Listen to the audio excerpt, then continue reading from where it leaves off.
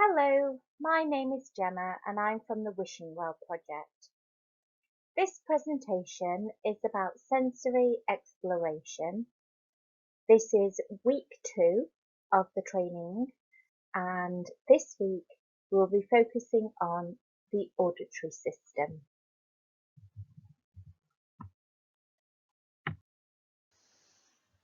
Just to recap on what we covered last time, we discussed the different sensory systems. So we discussed the auditory system, the olfactory system, the oral sensory system, the vestibular sensory system, the proprioceptive system, the tactile system, visual system, and interoceptive system. For more information on those, if you have a look at the presentation for week 1, that will give you a little bit more detail. We also did have a little bit of a look and a discussion at the definition of a sensory processing. Sensory processing is the way the body receives and analyses and responds to the signals it receives from the environment. So we talked about that a little bit more. And we talked about how children can sometimes be overstimulated by the world around them, or how they can sometimes be unresponsive and need a little bit more stimulation to their surroundings. So we also discussed that as well.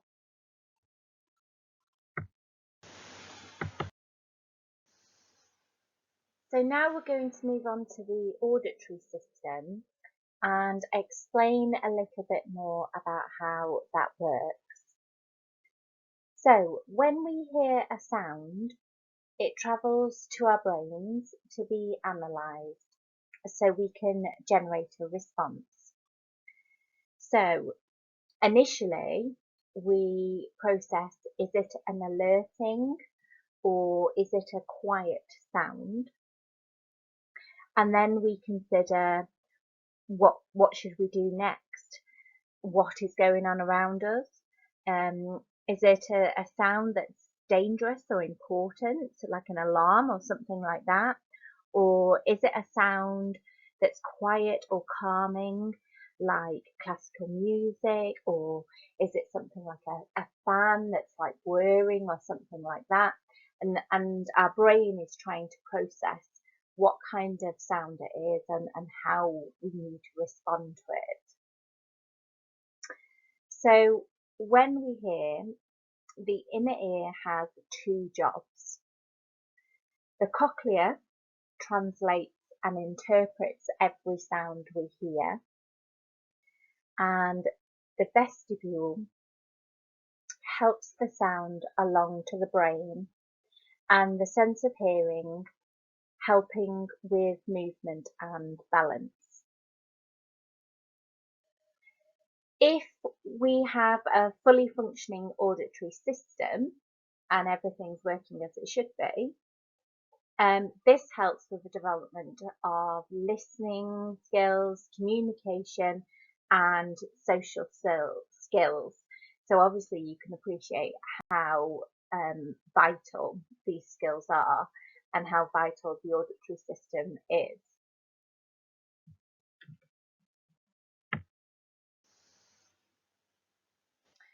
So if there are problems with the auditory systems, you can identify those as children can either become hyper or hyposensitive to sound, and you can sort of recognise this in distinctive ways. So hypersensitivity is becoming overwhelmed by the pitch of noise, the volume of noise, and unpredictability of common environmental sounds, for example.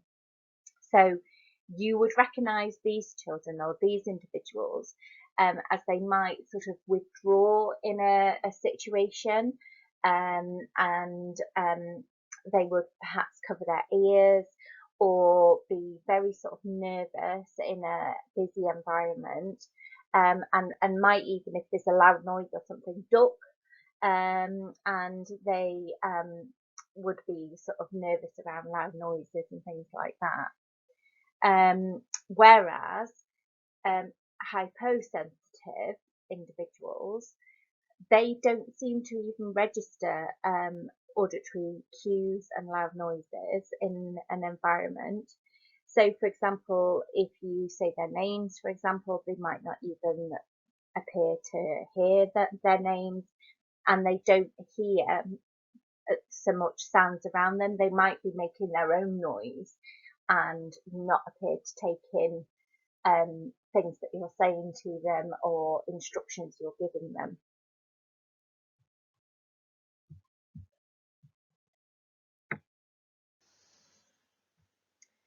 So this hopefully will be useful and helpful to you, as it may be able to give you some indicators that may be able to help your child, and you be able to identify if your child has got any of these auditory sensory difficulties.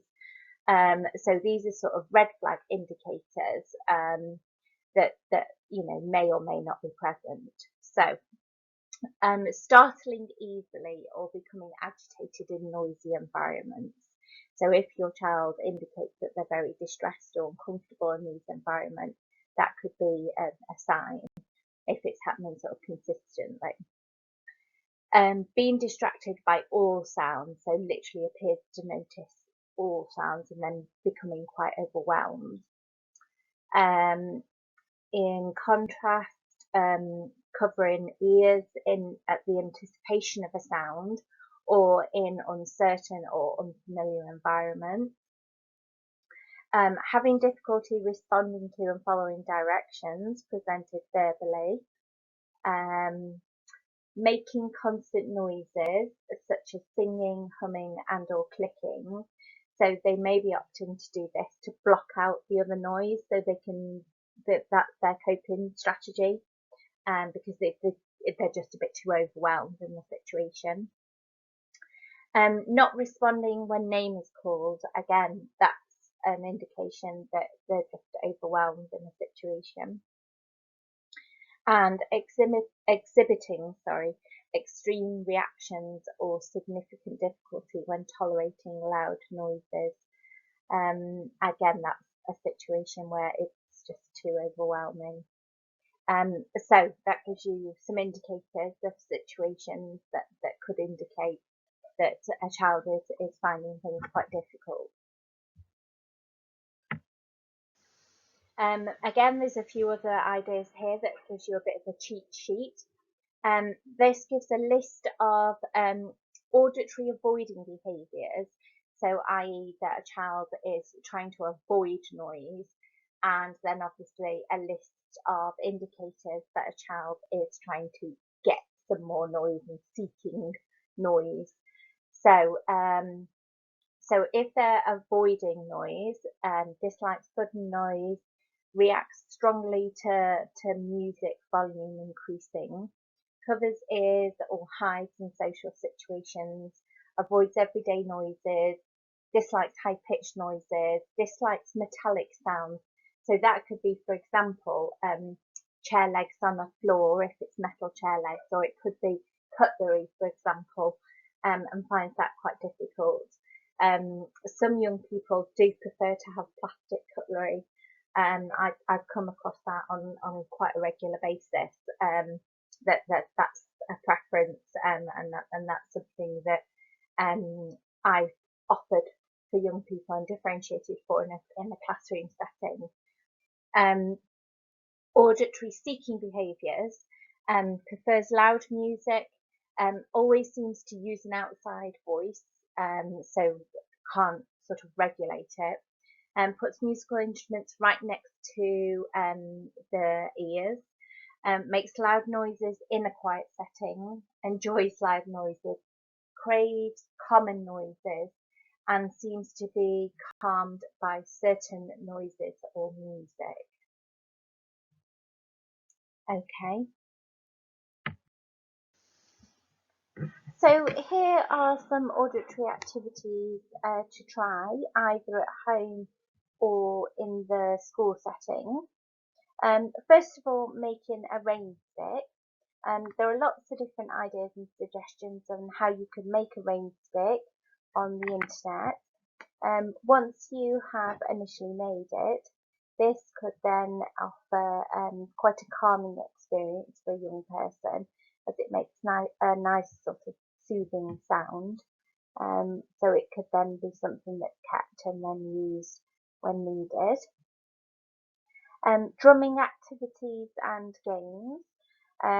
So this would be ideal for a child who wants to make a lot of noise, but you could incorporate it with listening and following instructions. So, for example, an adult could make a drumming rhythm, and then the child could copy, and the game could go back and forth like that. So that would be quite a good activity. You could also use other instruments in the same way.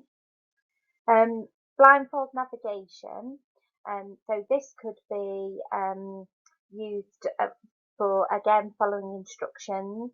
So once the follower is blindfolded, the leader can give instructions to the follower.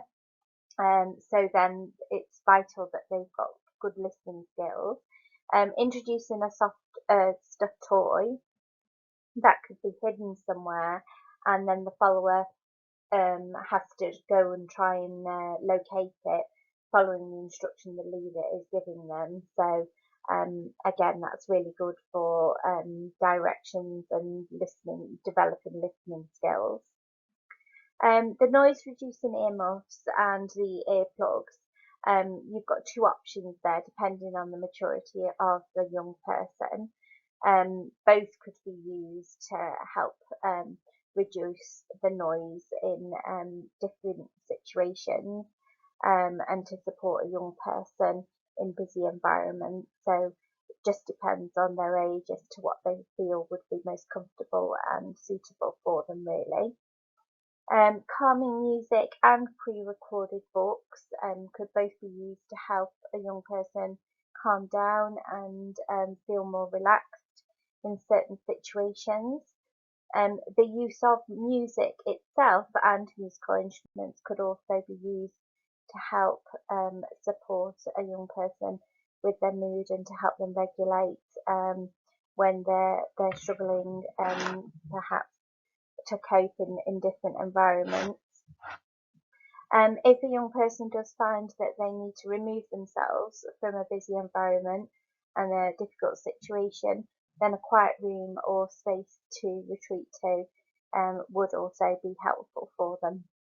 That's just some ideas of some strategies or activities that could be put in place to support children that may need some help from with their auditory system, really. So I've tried to give a bit of an overview today of what's going on for young people with their auditory system, what a healthy auditory system is like, and also how to identify if children are struggling at all with their auditory system, if it's overstimulated or if it's understimulated, and also provide some practical strategies.